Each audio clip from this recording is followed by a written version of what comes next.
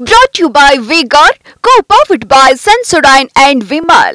ಬಾಯಲ್ಲಿ ಹೇಳಿ ಕೇಸರಿ.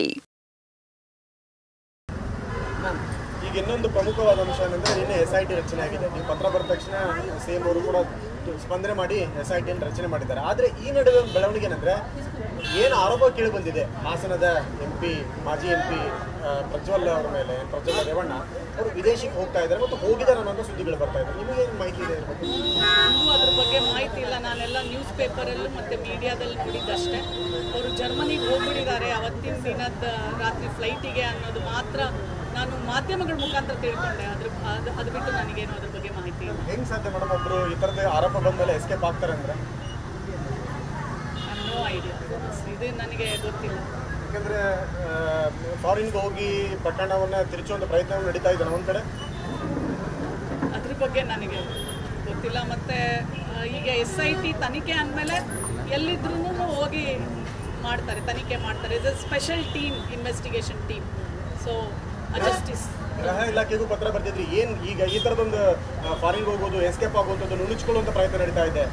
ಮತ್ತೇನಾದರೂ ಆಯೋಗದಿಂದ ಇಲಾಖೆ, ಪೊಲೀಸ್ ಇಲಾಖೆ ಮೇಲೆ ಪ್ರೆಷರ್ ಹಾಕುವ ಪ್ರಶ್ನೆನೇ ಬರಲ್ಲ. ಯಾಕಂದರೆ ಸರ್ಕಾರ ಇಮಿಡಿಯೇಟ್ಲಿ ಅದಕ್ಕೆ ಸ್ಪಂದಿಸಿ, ಸರ್ಕಾರ ಅಂತಂದರೆ ಪೊಲೀಸು, ಗೃಹ ಇಲಾಖೆ, ಮುಖ್ಯಮಂತ್ರಿಗಳು ಎಲ್ಲರೂ ಸೇರಿನೇ ಅಲ್ವಾ.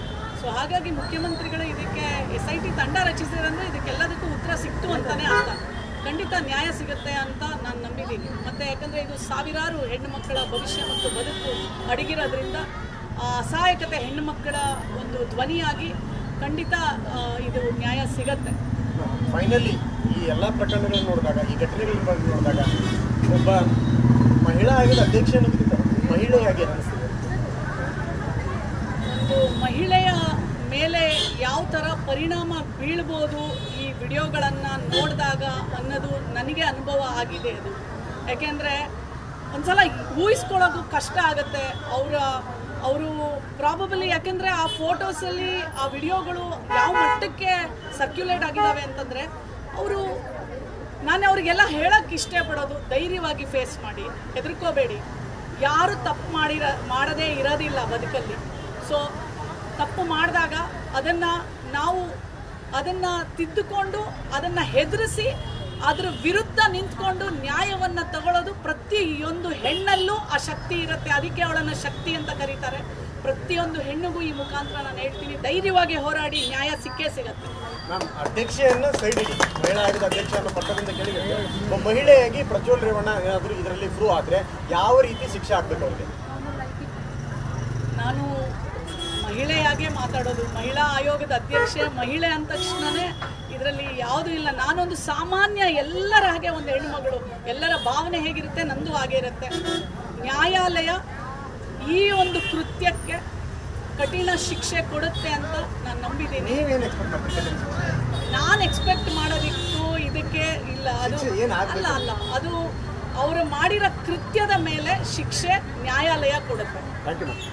ಇದಿಷ್ಟು ರಾಜ್ಯ ಮಹಿಳಾ ಆಯೋಗದ ಅಧ್ಯಕ್ಷ ನಾಗಲಕ್ಷ್ಮಿ ಚೌಧರಿ ಹೇಳುತ್ತದೆ. ಸದ್ಯಕ್ಕೆ ಪ್ರಕರಣವನ್ನು ಸರ್ಕಾರ ಗಂಭೀರವಾಗಿ ಪರಿಗಣಿಸಿದೆ. ನಾವು ಕೂಡ ಸಂತ್ರಸ್ತೆ ದೂರನ್ನು ಕೂಡ ದಾಖಲಿಸ್ಕೊಳ್ತಾ ಇದ್ದೀವಿ. ಇದರ ಆಧಾರದ ಮೇಲೆ ನಾವು ಕೂಡ ಸಾಕಷ್ಟು ಕ್ರಮಗಳನ್ನು ಕೈಗೊಳ್ಳೋದಕ್ಕೆ ಮುಂದಾಗಿದ್ದೀವಿ. ಒಂದೊಮ್ಮೆ ಇದು ಪ್ರೂವ್ ಆದರೆ ನಿಜಕ್ಕೂ ಕೂಡ ಕೋರ್ಟ್ ಇದನ್ನು ಸುಲಭಕ್ಕೆ ತೆಗೆದುಕೊಳ್ಳೋದಿಲ್ಲ, ಕಠಿಣವಾದ ಶಿಕ್ಷೆಯನ್ನು ಕೊಟ್ಟು ಮುಂದೆ ಇಂತಹ ಘಟನೆಗಳಿಗೆ ನಿದರ್ಶನ ಆಗೋ ರೀತಿಯಲ್ಲಿ ಒಂದು ರೀತಿಯ ಪನಿಷ್ಮೆಂಟ್ ಬೇಕು ಅನ್ನೋದನ್ನು ಕೂಡ ಅಭಿಪ್ರಾಯ ವ್ಯಕ್ತಪಡಿಸ್ತಾರೆ. ಕ್ಯಾಮರಾಮನ್ ಬಾಲಾಜಿ ಜೊತೆ ವಿನಯ್ ಕುಮಾರ್ ಕಾಶ್ಮನವರ್, TV9.